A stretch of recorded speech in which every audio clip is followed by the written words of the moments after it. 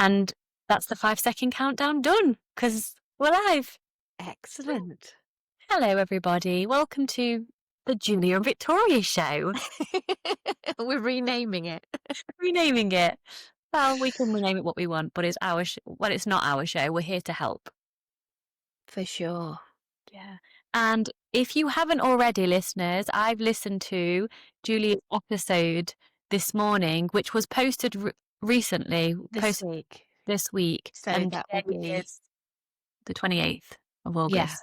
So it was posted on the 26th. Oh my God, the most vulnerably raw, you will cry episode. So go and watch it and listen, but bring tissues. Bring tissues. Well, if I cried making it, it's only fair that you cry listening to it. Yeah. Hey?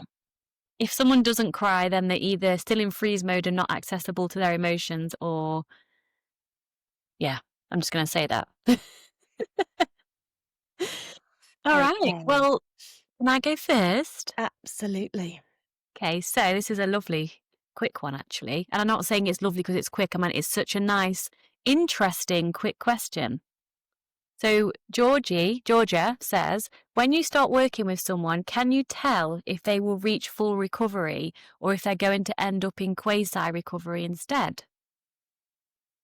Oh, that's a really great question. And yes and no, actually.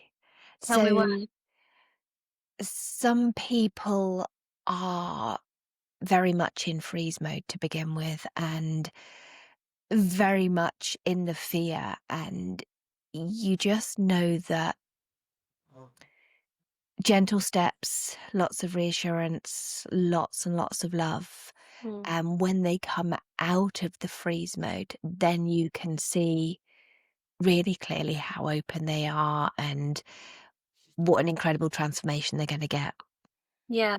But some people, you literally know from the get-go that they are just ready to soar. Yeah, I agree. I would say yes and no. And I would say, and I know you feel very strongly with what I'm about to share, you and I both fully believe without doubt that every single person can fully recover. Yes. So it's not a question of whether we're like, maybe this person can only reach quasi recovery, is it? It's like you said, it's a journey, and I am going to be tough, lovey here, but there's also more layers to it. When someone gives 100%, they'll get 100% out of their transformation. And when someone's in freeze mode, like you say, their 100% might not look like these big strides in opposition to the eating disorder, but it takes perhaps a few months to get to the stage where they then can make big strides against the eating disorder. So yeah, everyone can fully recover, but I try not to, well, I actually don't. It's not I don't try. I don't think, oh, they're going to be halfway recovered. Like, I'm like, No, I've never thought that. goal. No, I've never thought that. You will go as far as you're open to going. Yep. And the only barrier is the stories you tell yourself about your capabilities. Yes.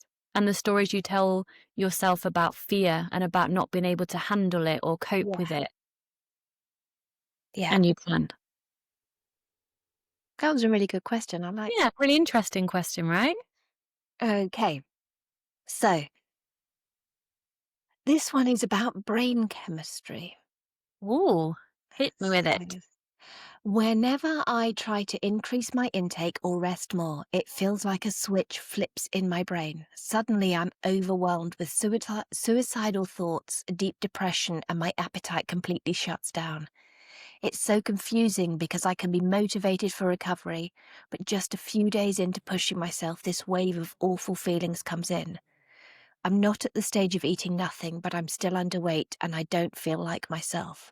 Why does this happen, and is there a way to move through it? Is something biochemically wrong with me? And does this get better with time? There's nothing biochemically wrong with her. No. Nothing. And the brain's a very strong, I don't want to say fearful. I remember when I was in anorexia, I was so afraid of my own brain because I know you will resonate with this. I knew it, well, I didn't know I had a brain and my mind was different to my brain. I didn't know that then. I know that now. But there was something in me that felt completely like a victim to my brain, that I had no choice. So when people would say, well, just eat more, it's like, I have no choice though. I can't eat more. So the reason I'm sharing this is because the brain can be so powerful and so controlling and like there's no way out. But, or should I say, and the brain is wired a certain way, like this person's brain is wired a certain way. And when we do something that goes against how the brain is wired, the brain literally thinks you're going to die. Because this is a funny thing to say, but in hindsight, the brain is a bit stupid sometimes because any change, it thinks it's going to die. Because if you did the same as you did yesterday and you're still alive, the brain's like, oh, we'll just do that again because we're surviving. Oh, we'll do it again because we're surviving. It cares first and foremost about your survival. So when you go against what you've always done, the brain will hit you with everything it can to make you do what you've always done because you're still alive, because it's a very threat to the brain. So it does get better, but there's no way around those feelings when they hit you. That's where coaching comes in. You need to be with someone supporting you, in my opinion, who has been through it, who understands how it feels, who's not going to just say, just choose a nice affirmation and just keep repeating it to yourself and it's all going to be fine, because it's not. It's learning how to be in those feelings and still choose recovery anyway, even though you're actually not getting any reward from Yeah. recovery. Yeah, I completely agree. I mean, our brain's primary function is to keep us alive. Yeah. Doesn't actually really care how we feel. No. It's just doing its job of keeping us alive, running the program of life. Yes. And like it or not, restricting is a numbing action. Mm-hmm.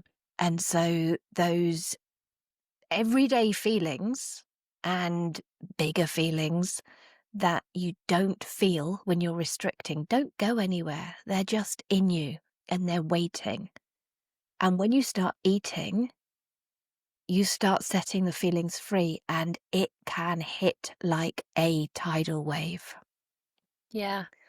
And so you're absolutely right in that having somebody to help you through that is incredibly helpful. Mm. And also knowing that you can't outthink a feeling because the feeling is Mm. in your body, your thoughts are in your head. Yes. So finding the feeling in your body and giving it space and allowing it to be there, Mm. I personally found is one of the most helpful things to get me through. Because as you always used to say to me, a feeling just wants to be felt and then it can move on. Mm. Yeah. And with this lady as well, there's an identity crisis going on when she does what she when she does the opposite to what she has been doing. And the brain sends all these signals to tell her not to do that because it's dangerous. There's also like an identity part to this, I feel, of like, well, who am I if I'm not doing what I've always done? So you've got all the feelings and who am I going to be? So in a deeper sense, and that's obviously where coaching comes in. If you might hear my baby in the background, I might have to feed her in a moment, so I'll let you take over, Julia. But that's where coaching comes in. And I don't want to keep pointing it back to coaching, but it's all the deeper work, isn't it? Always. Yeah. So, do you want to just quickly give me the next question Yes, then? please. Thank you. And then I'll put myself on mute and then Okay. I'll keep myself on camera. It's all good. Okay, so Jenny says, could you speak about getting lost in food decisions? I'm terrified of it not being perfect and having regrets. So I only choose foods I know I love. How do I let this go? I'm going to put myself on mute, but I'm still going to be listening. Where is mute? There. Okay, Jenny, that was a great question. Thank you. And yeah, everything. Oh, Victoria, you've literally disappeared. You're not on mute. You're not on. Okay. Um, so yeah, the perfection, the wanting to do recovery perfectly, wanting to have the food perfect. This is coming from the fact that food has been basically put on a massive pedestal and it's become like the center of your world. Your thoughts are all about food. Everything is revolving around food, even though you have probably been avoiding it. So the thought of not having it perfect is terrifying. But life is really messy, and having perfect food isn't really achievable. I used to toss a coin to find out what I really wanted, which is something Victoria showed me to do. And say I didn't know whether I wanted a cheese sandwich or a chicken sandwich.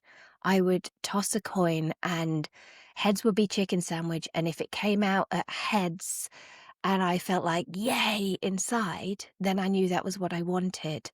But if it was like, then I knew it was what I wanted. It wasn't what I didn't want, falling over my words. So you're allowed to eat food that's messy. You're allowed to eat food that's not perfect. And the more you practice doing that and practice just having different foods, the less the need to be perfect is there. That was good timing. And I wasn't fully concentrating, but I don't think I have much to add. You may have already asked this. Why does it have to be perfect? Did you speak to that? Like, what's the I reason did speak. for? I didn't ask why, no. Well, perhaps something to journal on, Jenny. Like, what does perfectionism around food mean? Why is it not okay to have food just random and messy and all those Yeah. things? Okay, let's see how we. Sorry, everybody. Let's see how we get on. Do you have Okay. another question, I Julia? do. And this is a really good one. And I don't think I've ever been asked anything like this before. So it's great. In recovery, I often feel the weight of how much my family has been through alongside me. In the past, my eating disorder consumed everything and I couldn't see the pain it was causing them. On top of that, I had moments where I put myself first in really destructive ways, even attempting suicide. My question is, how do you rebuild your family's trust and respect after putting them through so much? How do you hold your head high again and feel like they can be proud of you? Oh, there's so much emotion in that question. Yeah.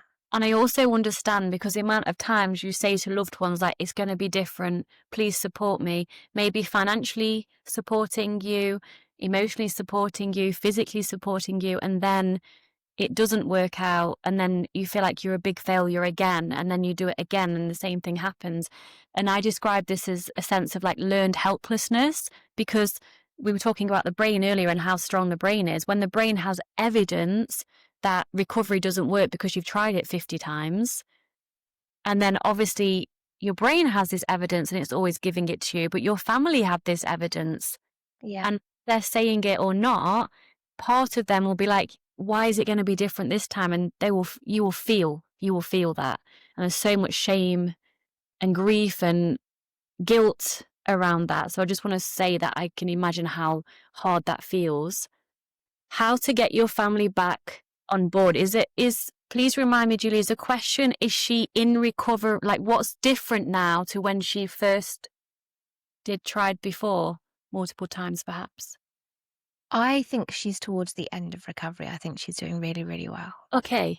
Oh, do you know this person? I do, yeah. Oh, if she's with you, then of course she's going to fully recover. Okay, this helps me answer the question then. So, have you shared with your family and friends the progress you have very clearly made? That I know from working with Julia, it will be different and more than you've ever made before. So that's what I would share first. Like, do they actually know how far you've come? And then, of course, they might have their doubts on, will she slip back? Will it be forever? And things like this. I would say share with them your vulnerability, share with them how you feel, share with them why you feel it's different this time, and then just show them. Yes. Just show them. Be compassionate to yourself, take care of your little inner child, and just show them that it is different this time. And ask for what you need from them as well. I think that's worth saying. If you need anything from them, supporting physically, emotionally, you still get to ask for your needs even if you've had it before.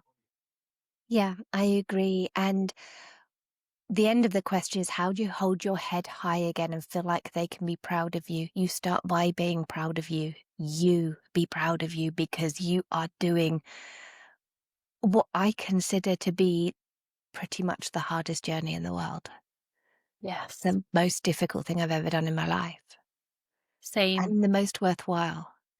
And Same. we were speaking before we hit record.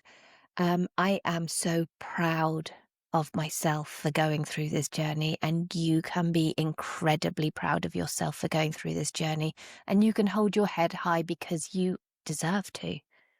And Yeah. they will see that, and then they will start to feel proud and they will feel relieved and Yeah. just so happy for you. They will be proud. You haven't got to worry about how to make them Yeah. proud. Just be you. Yeah. Keep going on this journey and they will be proud, especially like Julie says, and you will be proud of yourself. Yeah. Yeah. Nothing to worry about there. I really don't think. So let me get my questions up again. And sorry about the whole Koa thing. I mean, I'll say this on air. Me and Julie have discussed many times before. Like, I'm not blaming my husband here at all, but Koa, my daughter, is doing this thing where she will not drink with Wouter, my husband. And we're doing our best, but it's still not working. So he just brings her to me, ideally not. But what can I do? It is what it is. And she has drank a bit and off she's gone again. So sorry, not sorry, but also a bit sorry for you, Julia, and people listening, just for the interruption and my It's emotional interruption. it's just showing that life is not perfect, right? It's not. Absolutely not. It's messy, things happen, babies cry, husbands don't manage. Yeah. What can we say? There's Life is more messy. and it's fine. Yeah. Okay, so that question was answered. Lovely. So the next one is by Julie, and she says, should I plan my challenges in advance and then do them no matter what, even if I don't feel like it? Yes. I didn't read the questions before I've got them up, and I'm just like, yes, 100,000,000% yes, yes, yes, and yes again, because you're not going to feel like doing them. no. And I guess, is it a good idea to plan? I'm just kind of making more of the question. Is it a good idea to plan in So, advance? yes, and also be spontaneous. Mm, I agree. So, if you've got a list of fear foods, a list of challenges, and you know you need to face them all, absolutely plan some. But if an opportunity comes up Mm, that you can spend the afternoon in the cinema resting and not moving, take it. So plan and take opportunities when they arise. yeah, because I guess even though it's positive planning for recovery, I guess if you're always meticulously planning every detail, even recovery, it's also an energy of that planning structure control without the spontaneity. Oh my God, I'm naming words today. Are you proud of me? I'm proud of me. I'm very proud of you. Thank you. So yeah, both and the answer is yes. And I feel emotional. Like, why the hell do I feel emotional again now? It's your bloody podcast I listened to this morning. Oh my. Mm. I'll Okay. go with the next one. I've been in recovery for about 2 months now, and one of the hardest parts has been the edema. I know Mm. you've spoken about this before, but mine just isn't going away yet, and I'm struggling with it. Can you share how long it lasted for you and how you coped? I know it's different for everyone, but it would help to hear your experience. I'm going to answer in like 30 seconds because you have the most experience with this. I had it very, not like you experienced it. I experienced it a lot in my hands and my ankles and my face. And for me, it probably lasted 3 months. And it's shit. And you just have to deal with it. But I'll let you speak to that because that was a really, really big part of your recovery. Yes. So the edema I had turned me into the Stay Puft Marshmallow Man from Ghostbusters. It was everywhere. I was a giant water balloon. Um, and for me, it did last for about 18 months. Some days it was easier, some days it flared up. The flaring up definitely coincided when I was not resting. Yeah. Um, but just because I had it for 18 months doesn't mean you will have it for 18 months. The edema is there because your body is really, really clever and it's telling Mhm. you to sit the fuck down and rest, and it's making it really, really difficult for you to move. Yeah. Actually, painful. And in a way, it's a gift because it makes it easy to not move because it's so painful to move. And it helps you with the fear of weight gain because when you blow up overnight, you literally have to get over that fear fast Mm. because it's happened. Even though it's water, Mm. when that water goes, you've kind of got over that intense fear of the scale changing, and not that you need to go on the scales at all. Um, so coping wise, the more you rest, the more you eat, the quicker it will go. The more you fight it, try to manage it, take water pills, try and work it off by going for walks and having magnesium baths and all the things, the longer it's going to last. It's just going to fight back. I think, did I describe it to you when you were sharing about it in recovery that, like if you on the motorway and you have a flat tire and you pull over, is that a good example? Let's say you've got a little tent in your car in the boot when you're changing your tire. This is a shit example, but Where what are we I do going with with this? this is I'm going to sit back. It's story time. I see this as when someone's, and if you're not watching the video, I'm for some reason look like I'm tapping some kind of metal together with what I'm doing. When someone's working on, oh my God, this is horrendous, Victoria. Where are you going with it? I've got this image in my mind of a little man working on something in a little blown up tent that's protecting him from the world so he can get on with his little job. So I probably didn't share this because you would have been like, what the fuck are you talking You about? sound like you're describing the doozers from Fraggle Rock at the moment. I don't know what that That's is. because you're too young. Oh, okay, I'll take that. But what I'm saying is, it feels like, if you're still listening, God bless you, like a little inflatable tent has been put up by your body while the little men inside, obviously not literally, are repairing. But it needs the protective mechanism of this little tent so no one can bother him as it's repairing your body and things like that. That was the worst explanation ever. I'm glad I'm not doing a solo podcast and Epic. you can reply to this. Oh, it's a good one. I've done a lot of shame work, whatever.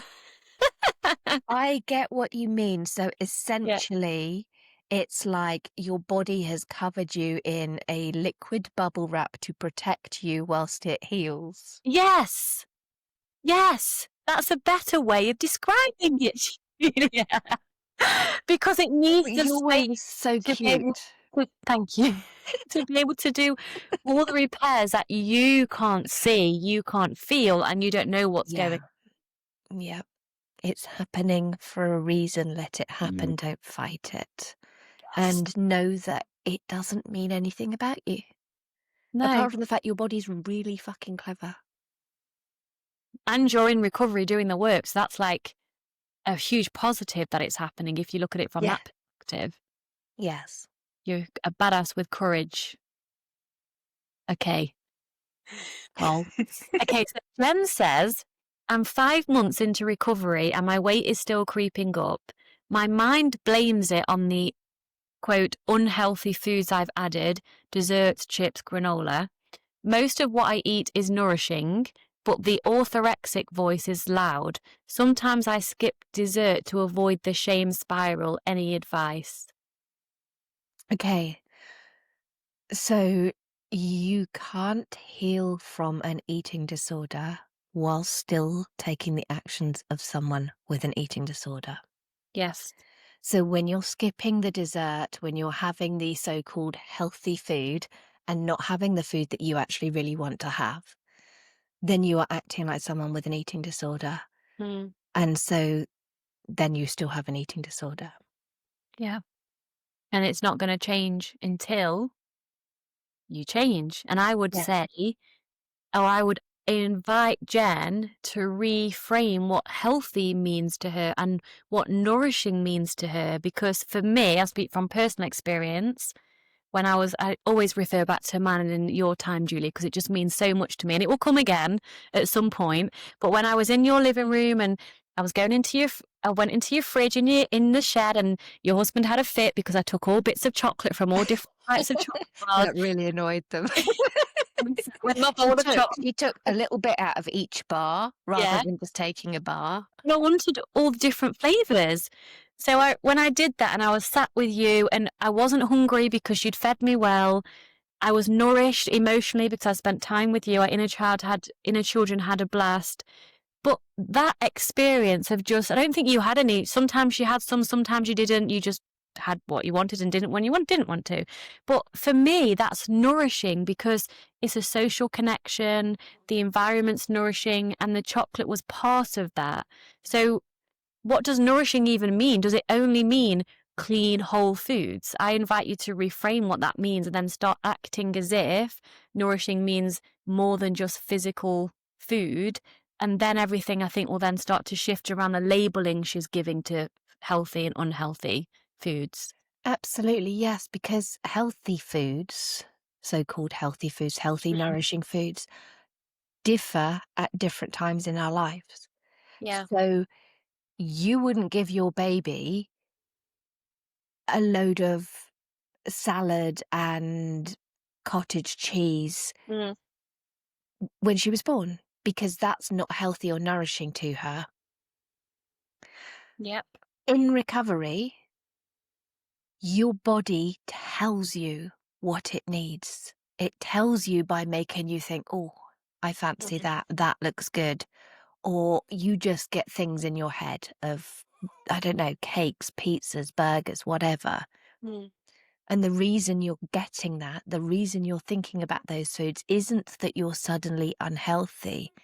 It is because at that time, your body is wanting fats, it's wanting sugars, it's wanting simple carbohydrates, because Mm. that is what it needs to do the healing work, to have the energy, to feel safe.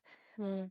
Then at another point in your recovery, you might suddenly get where you are wanting lots of protein-based foods.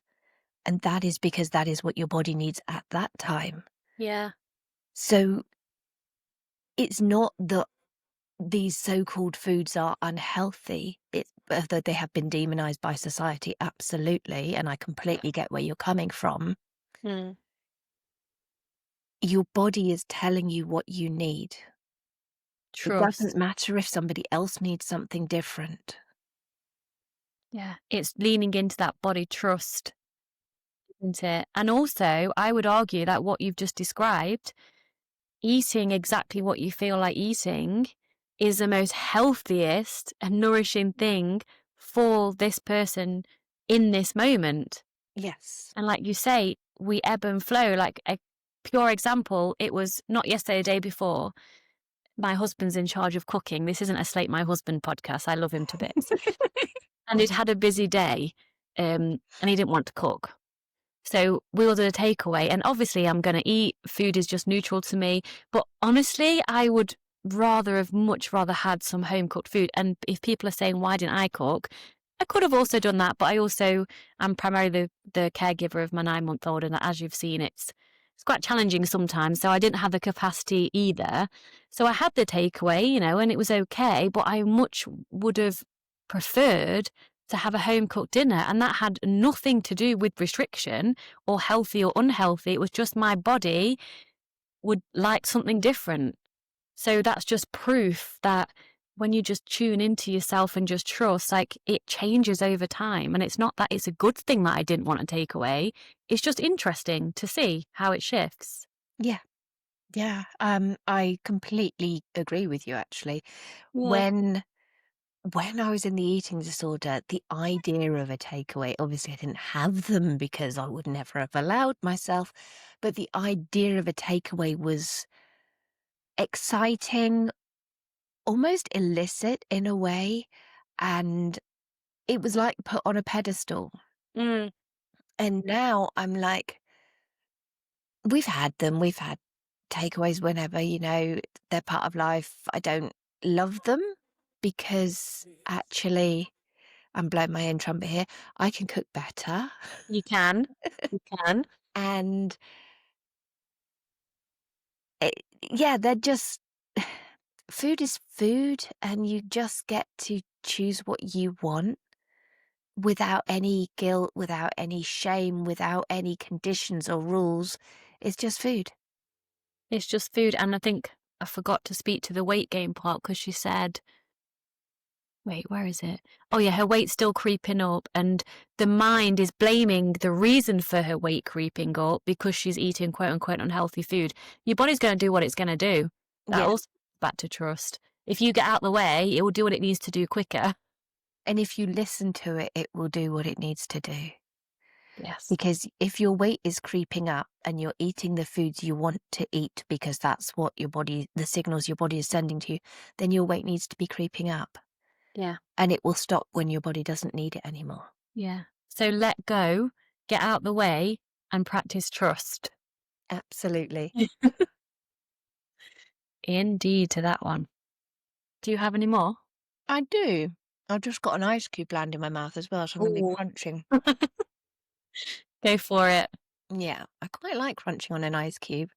Mm. Little story here whilst that we we I spilt the ice cube tray in the freezer and there was just loads of ice everywhere. So we tipped it out into the drain outside, and it's a little drain, so there was just this pile of ice cubes. And I was in the kitchen, I could hear all this crunch, crunch, crunch, and I was like, what the hell? Daisy. And it was little Daisy out there just chomping on ice cubes. Henry might have joined her actually. He used to have ice cubes when he was a puppy. I'm looking at him now. But he's a snow dog, so maybe that's a good idea. Maybe he'll also want ice cubes. Little Daisy. She was quite happy out there, What? munching for ages till they melted. Okay. Um, I've been eating 3 meals a day consistently for over a week now, and I'm feeling so bloated and full all the time. My clothes are tighter, and even though I try not to weigh myself, I slipped and saw that I'm very close to the overweight BMI range. Mm. I'm short, and I've always struggled with the idea of being in a bigger body. It makes me doubt if recovery guidelines really apply to me. If I'm gaining weight, doesn't that mean I'm already eating too much? Should I really keep eating whenever I have food thoughts, even though I rarely feel physical hunger cues? How do I know if I'm doing this right? Oh, that's actually, there's a lot in that question because what I'm Yeah. hearing her say is, well, first of all, congratulations on acknowledging her for doing the work, even though all of this is going on, because it sounds like she's not hungry and she's still eating, which is key. So without knowing exactly where she's at on her journey, I would want to know how long she's been in this recovery journey for, which will then depend on whether I'm saying she can lean into more intuitive eating or not, because I'm not sure exactly where she is. I know a little bit about her, and I know she's not ready for intuitive eating. Okay, so there you go. So it's that if she was able to, and she can, it would just take a bit of work, to drop the whole BMI thing.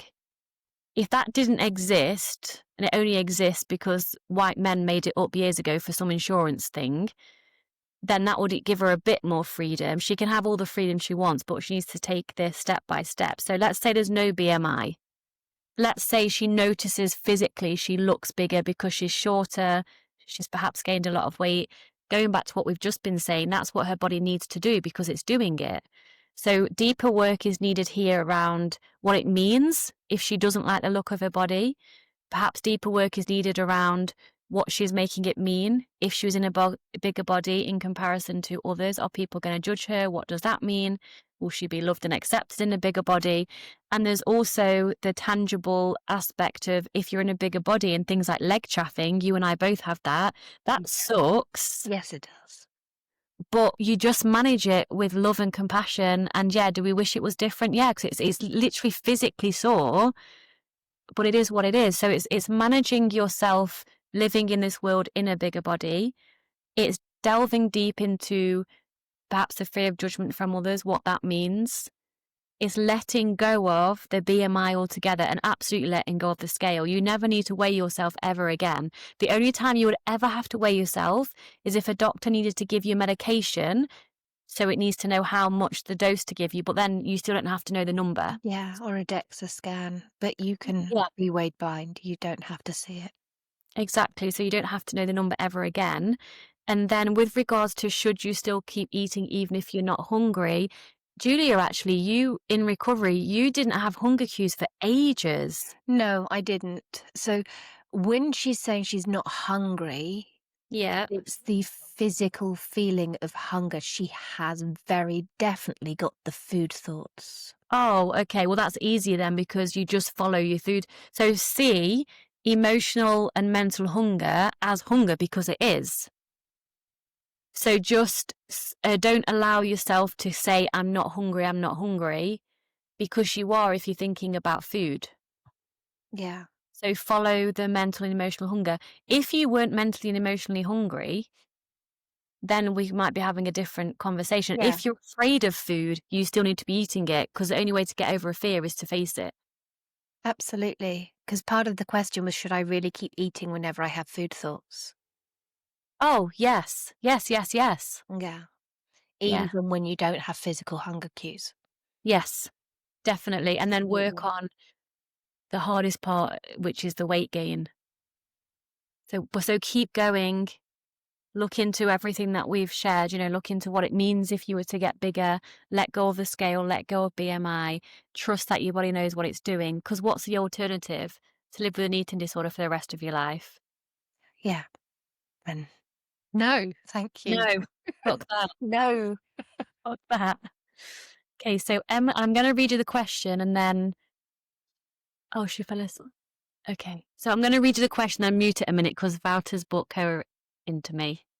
So Emily says, I've struggled with anorexia for 36 years now. She's now 47. I've restored weight and I'm now working on self-worth beyond appearance. Good. My mum constantly makes thin, obsessed comments.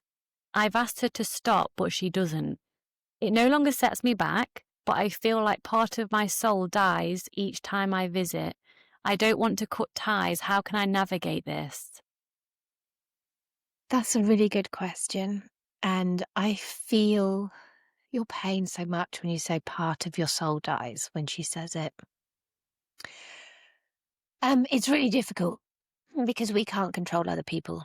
We can't choose what they say or do, and you've already asked her not to. So you can put in further boundaries and say, look, when you say stuff like that, I'm going to leave. But if you don't want to do that, my suggestion would be to respond with, I'm so glad I don't have to buy into that bullshit anymore. Every time she says something like that, just say, yeah, I'm so glad I don't have to buy into that bullshit anymore. Mm. Yeah, speaking it out loud. Yeah.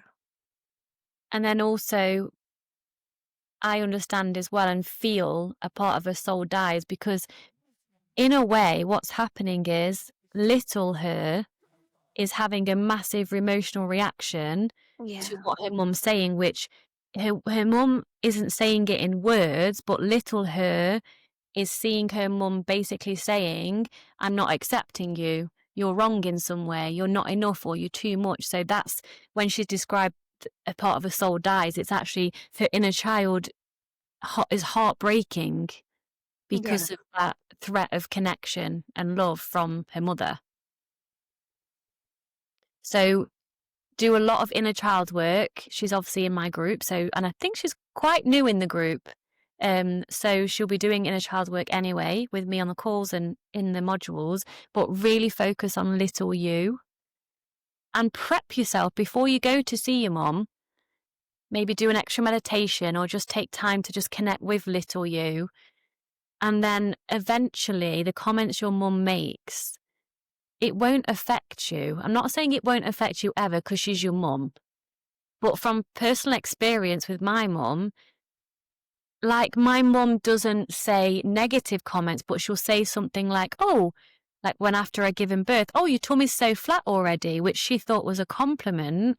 But obviously that could stir a lot up within me, but it just like rolls off me. It just like washes off me. Like it's like I'm a polished stone and it just like washes off me because I've done that deep inner work for her opinion to not matter anymore because I've grieved the heartbreak.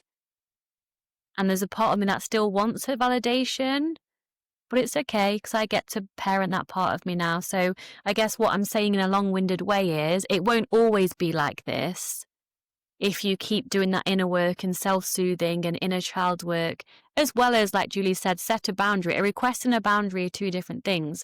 A boundary has a consequence. A request is simply a request, and if she doesn't listen, then she doesn't listen. What consequences are you going to put in? Then she might learn Yeah, and then change, perhaps.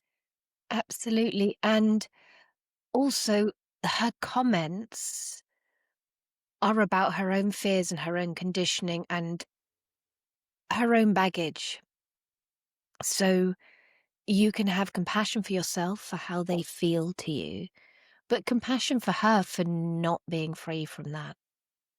Yeah, almost even if you have to go in the route of feeling a bit sorry for her Yeah. initially, because if she didn't have that within her own psyche and emotional world, she wouldn't be projecting it onto you. Yeah. And massive acknowledgement for all the work it sounds like you've done and are doing because, yeah, that's amazing. Okie dokie. Right. I didn't do these in order, which is kind of tricky. Right. Okay. Question about blood work. Okay. I've had anorexia for decades, and for the past year, I've mostly lived off the same 3 to 5 foods each day. Sometimes I break the rules at special occasions, but overall, there's very little variety. Yet, every time I have my bloods checked, they come back fine. It confuses me. How can things look so balanced when my diet is so restricted? It makes me feel like maybe this isn't as dangerous as I know it should be, and part of me uses it as justification to keep going. Can Mm, you explain why this happens? yeah. I mean, I'm not a doctor, all those things, but just because your blood looks okay in a random test doesn't mean that you're okay. It doesn't mean you're physically nourished. It doesn't mean you're getting all the macro and micronutrients. Again, I don't know exactly what a blood in test completely entails and all the little intricate details to it. And I can see that part of her is perhaps wishing it was bad. So Yes. it was like permission to then, okay, it's really bad. This is why, because of your blood. So now you need to do something about it. So it's still that waiting for someone to say, to acknowledge how bad it is in order to then move forward. It's like permission, isn't it? Yeah, that permission. And I get it. I totally get it. So I know it's really hard, but write down actually in black and white how the eating disorder is negatively impacting your life. She's already said she has like 3 to 5 foods she allows herself to eat. Sometimes she break the rules. I mean, do you want to live like that? And how does she feel physically? Like, I assume she's got no energy, or if she's got that anorexia energy, which is like adrenaline energy, which isn't true It's stress physical. energy, isn't it? Yeah, stress energy, fight, flight, freeze energy, like constant Yes. panic mode energy. Like physically, how is it affecting you? Emotionally, how is it affecting you? Spiritually, if that means something to you, how is it affecting you? And then you don't need any proof physically to start to change this. Mhm. All of those reasons that you're going to write down, and I guarantee there'll be a lot without even knowing her, is enough. If you had one reason written down, which will have way more than one, that's also enough of a reason to recover and get support. Yeah. Yeah. And your body is incredibly, incredibly clever. Yes. And your body is primary function is survival, homeostasis, balance, essentially. So Mm. it will work incredibly hard to balance everything that is essential for your survival. Yes. Your blood work does not tell you how much of your heart muscle has started to waste away because your body is borrowing energy from it. It doesn't tell you how much of your brain has shrunk down because your body is borrowing energy from it. It doesn't tell you how much your bones have been crumbling away. It doesn't tell you any of that stuff. And in fact, blood tests only work on specific markers. So unless you have had blood work done for every single marker blood tests are for, they're only a screenshot, a bit like an Instagram picture of somebody's life, right? Mhm. They're just a tiny picture. And there has been research done into this exact phenomenon. I said the phenomenon right. I'm really proud of that. I know, I'm not even gonna attempt that. So Mm. there has been research done into this, and doctors don't really understand why this the body can balance the blood work so well, and then it goes so wild in early recovery. But it is well known, and it doesn't mean you're okay. And you'll know you're not okay because you wouldn't even be asking this question if you were. And I want to add to that in the chaos to say that Julia's right. The body is so adaptable. Like I remember Carla, you might know Carla if you've been following me for, well, Julia obviously knows Carla, who I also supported in anorexia recovery. Throughout her entire anorexia journey, she always had a period. Yeah. And she was not okay. Physically, emotionally, spiritually, she wasn't okay. She was very, very sick. You know, she had the anorexia purge, the exercise addiction, the whole thing. But her period kept coming. So, for example, some people see their period coming back as a marker of like, oh, now I'm recovered, everything's fine. Now I need to stop eating more. Or why do I still have extreme hunger? Because the bodies are different, but the bodies are so adaptable. Just because your bloods are okay, it doesn't mean, I'm going to end the question with what I started with. It doesn't mean you're okay and you deserve to get help. Definitely. Yeah. Oh, let's go about her. Oh dear. Okay, let's go. I've got quite a few from Helena. So hopefully, let's see what time we have if we can get through them all. So question 1, how many questions do you have left, by the way? We're done. Okay, great. So let's see if we can. She's got 5 questions and I've shortened them so it's easier to read out. Question 1, is this a common pattern?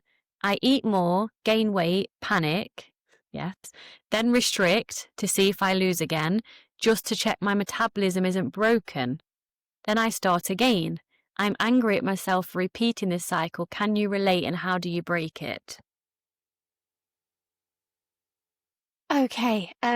So yes, I can relate, and I think millions of people can relate. And it is a fear-based action. It is you not trusting your body.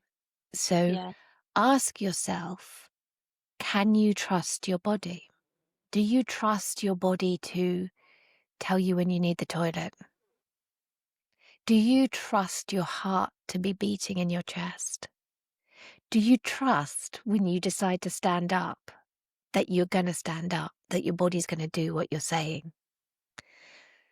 And if the answer to all this is yes, then why can you not trust that your body knows how to metabolize your food?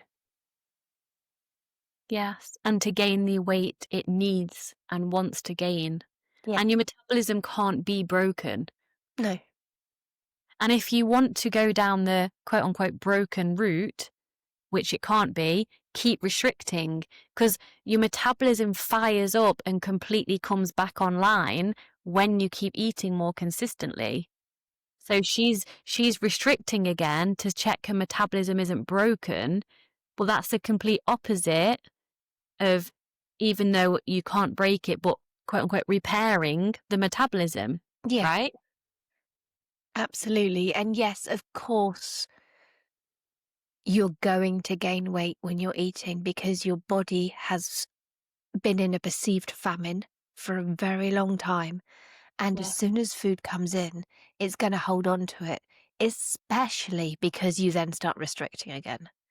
Oh yeah. So you can trust your body, but at the moment, your body doesn't believe she can trust you. Yes. And so her question is, how do you break it? As a lovely Tabitha Farrar says, act like a person who doesn't have an eating disorder. Or I would actually change that a little bit. Act like a person who is in full recovery, like in the recovery, because a recovered person like Julia and I will eat differently to someone in recovery. So Yes. act like you are in recovery from anorexia. And that's how you shift it. Yeah, treat your body like you would treat Yes. a child that is healing. Mm. You With wouldn't then suddenly deny them nourishment. no. And that feeds into the compassion. She's angry at herself for repeating this. Anger won't help. Compassion will. Yeah. Yeah. Okay, her second question is, in recovery, what helps you more? Focusing on the excitement of future life or accepting fear is part of the process and pushing through? How much does turning fear into excitement help? Does it have to be either or? I Can it be agree. both and? So you can turn fear into excitement without having to go into the future you want. That didn't make sense at all. So, without imagining the future you want, yes, you Yeah. can be excited for that future, but fear can be turned into excitement simply by walking through it. Yeah. Because you can say, I'm really, really, really scared of eating that croissant. And the fear is so strong, it feels like the world is going to end when I eat that croissant. And you can walk into that fear, you can eat the croissant, and then you can go, nothing bad happened. And Mm. I'm badass and I'm proud of myself. And the croissant is no more. Yeah. And yeah, you'll have feelings of guilt and shame most likely because the brain will send those to you. And you did it anyway, and you didn't bust into flames. Yeah. And so you can then focus on how you want to feel. And like you say, it's always both and. I did have like a goal in mind. I didn't have a very specific goal. I knew I wanted freedom. And my mantra, she knows this, she's used it to me before, whatever it fucking takes. And that means facing fear over and over again because I want freedom. And everyone's promising me freedom if I keep doing these things. So I'm just going to keep doing them. So it's both and. Yeah. And what can I do today that future me is going to thank me for? Oh, yes. Great question. And then repeat. Yeah. Repeat. Is future me going to be pleased that I don't eat anything until 7 o'clock in the evening? No. No, she's Nope. not. Nope. She's going to be like, get up, eat a chocolate bar, and then go and have breakfast. So you nail the day at the beginning. Right. 3 left. Let's see if we can make it. About us hovering outside. So I'm going to choose. Well, let's see how we do. Question 3. How can we make recovery as easy as or as simple as possible? If you could redo recovery knowing the outcome, would you approach it differently? Can belief in recovery or borrowing someone else's belief make the journey easier? Okay. Have you ever met anyone that regretted recovery? Nope. Okay. No, neither have I. And I wouldn't actually change how I approached recovery because I went, I'm going to get fat and I'll deal with that later. Um, and I want this over as quickly as possible. So, what can I eat that has the most calories ever? And how much of it can I eat? And I went in basically because I wanted to almost get the land speed record for recovery. I would say you're not far off. Yeah. I didn't want it. I'm very much a jump in the deep end person. And if I'm going to do something and it's going to be shit and it's going to be unpleasant and it's going to be horrible, I want it over and done with. Yeah. Same. So that's what I did. And that's what I would do again. And I personally believe that's the easiest way to recover. I do. Because if you're going to jump in the cold pool anyway, eventually, why not just jump the fuck in instead of just keep putting a toe in, then a foot in, then go back out? And Yeah. if you're going to jump in anyway, just jump in. Yeah. You want to recover, so recover. That's it. And to say what she spoke to about beliefs, borrowing someone else's belief, does it make it easier? Yeah.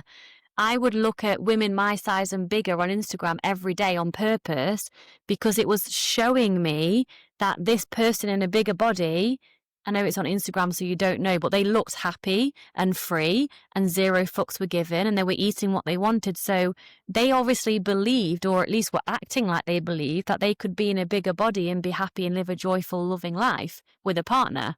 So I borrowed someone's belief because you can't believe something until you have evidence of it. So you Yeah. can't believe you can recover until you've recovered. Absolutely. You create the belief by doing evidential things to create the belief. So yeah, borrow my beliefs and Julie's beliefs and others who have recovered too, and then start acting that will act accordingly. Yeah. I believed in your belief that I could Yeah. do it. I didn't believe I could do it, but I believed in your belief that I could do it. And beliefs very powerful. Yeah. Because I believed without a shadow of a doubt you could recover, even when you didn't believe it yourself. So beliefs is very powerful. Okay, we're at the half past. What's Val to doing? I'm going to choose one more out of the two. Going Which for one? the second one. I've no idea what they are, by the way. Okay, so I'll go for the second one then. Okay. I have all the traits of a highly sensitive person, HSP. I've read that many with eating disorders are HSPs. Do you agree? How does this affect recovery approaches? Yes, I agree. Yes, I think a huge amount of people are highly sensitive people who have eating disorders. Um, but you've navigated your entire life as a highly sensitive person. Mm. You know how far you can push yourself. You know what you can do. It doesn't mean you're not a strong person. It doesn't mean that you're like a snowflake that has to be gently carried. It doesn't mean anything like that. You are still an incredibly strong and badass woman that has the power to do what it takes to fully recover. And I'm a highly sensitive person. I have like insane senses. Like I have to, I'm the idiot that wears sunglasses in the supermarket because the light's too bright. Not far behind you. Um, Smells are really strong, loud noises. It's like, feel like they're assaulting my ears. But rather than letting that stop me live my life the way I want to, I adapt so that I can live my life the way I want to, like wearing sunglasses in the supermarket, Mm, even though people give me raised eyebrows, yeah. or Yeah. So shopping online. you're using, yeah, shop online. You're using your HSP traits to serve you Yes. and you're adapting your life to support you. Yeah. So I would suggest, Helena, you write down a list of characteristics that are indicative. Is that the right word to use? Indicative to a HSPC. And totally proud of myself right now. And then look at that list and be like, right, how can I pivot these or look at them or use them in a different way, but still using who you are to support recovery? Yeah. It's Just not a because, negative, it's a gift. Use it. yeah, it's a very gift. Use it. Amen to that. I think it's a good time to end. Yes. Oh dear. She's literally so tired and I can see her sat there. I'm gonna go and grab her now. But listeners, thank you for being with us with the chaoticness and me not making any sense, but you're used to that if you follow me Yeah. anyway. As always, it was a highly professional episode. We are both so formal and serious. You're right. And we're both happy and joyful and free. Yeah. Yeah. So thank you everyone for listening. And we'll We, be back together next month. we will. Sending you all so much love. And any questions you have for the podcast, I have an Instagram story highlight. If you want your question to be answered guaranteed, join my group. Little plug there, shameless plug. Go for Um, it. and Julie, you get them emailed to you or DM'd or either? DM on Instagram. Join my group. There's weekly Q&As in there at the moment, so you can Cool. have questions answered, and they'll be on here, and yeah. So All the come find things. us. We're here, Yeah. we're ready, and we're waiting. Professional, joyful, chaotic episodes as always. So much love to you all. Yeah. See you next time. Bye. Bye.